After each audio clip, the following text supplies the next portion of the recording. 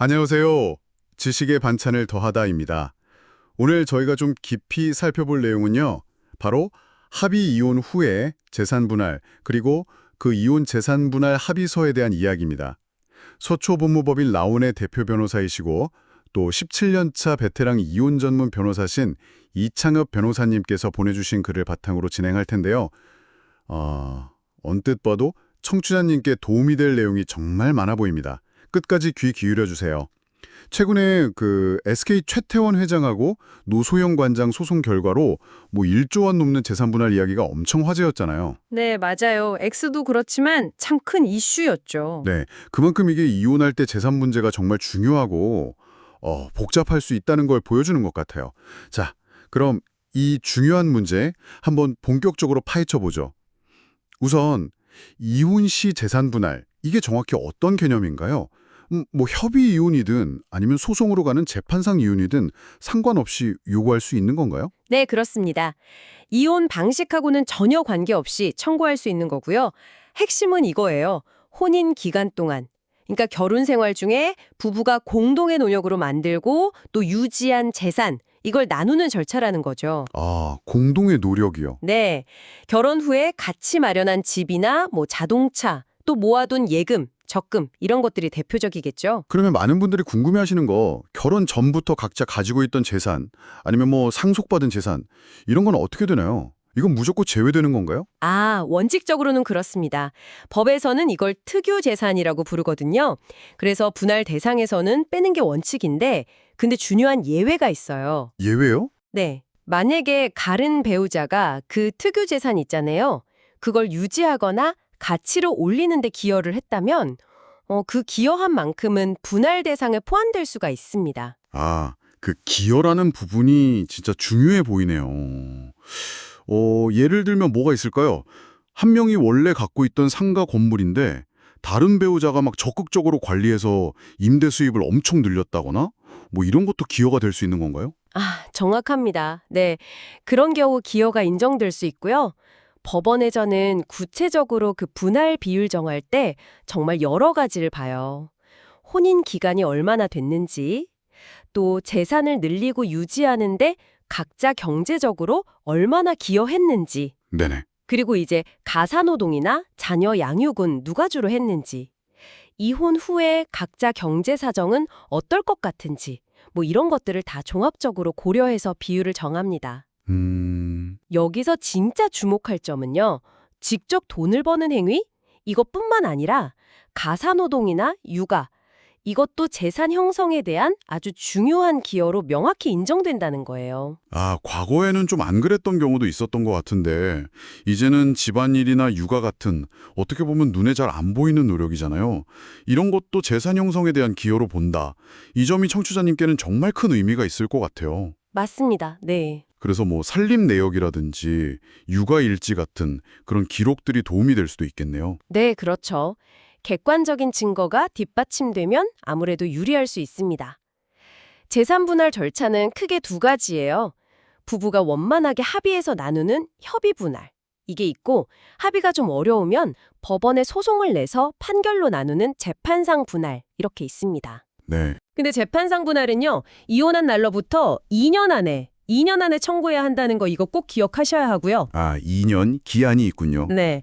그리고 또 하나, 재산 분할은 그 이혼에 책임이 있는 배우자 있잖아요.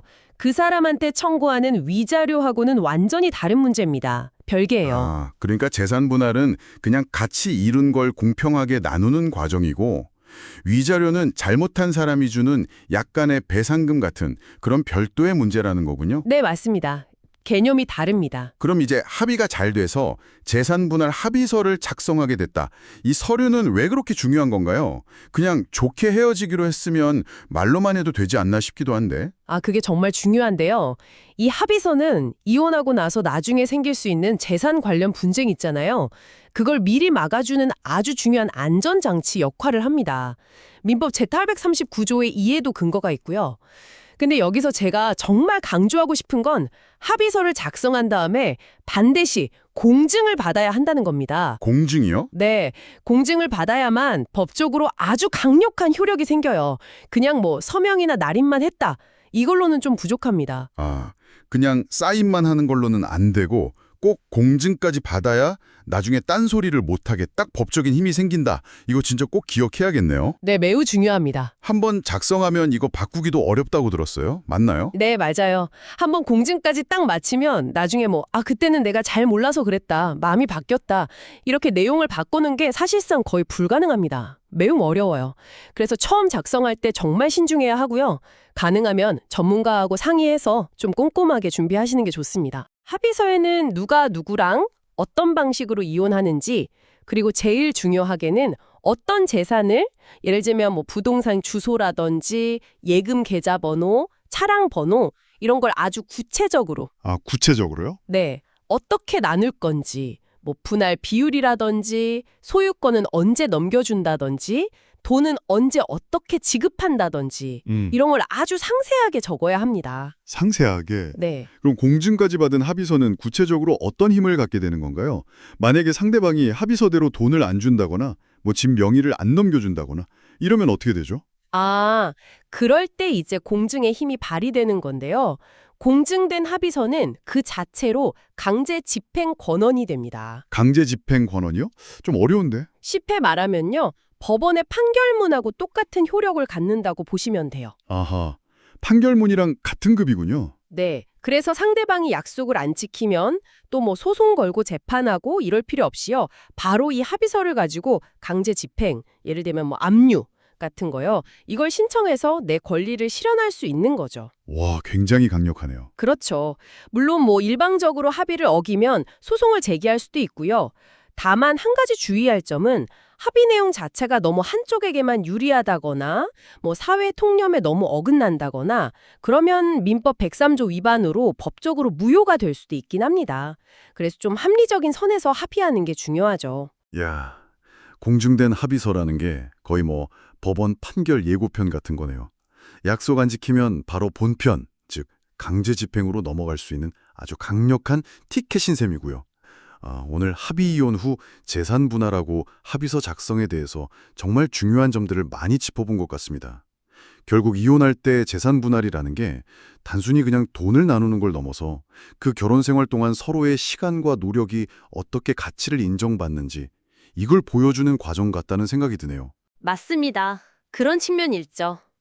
특히 앞으로는 금전적인 기여뿐만 아니라 눈에 보이지 않는 그런 기여들 있잖아요. 가사노동이나 육아 같은.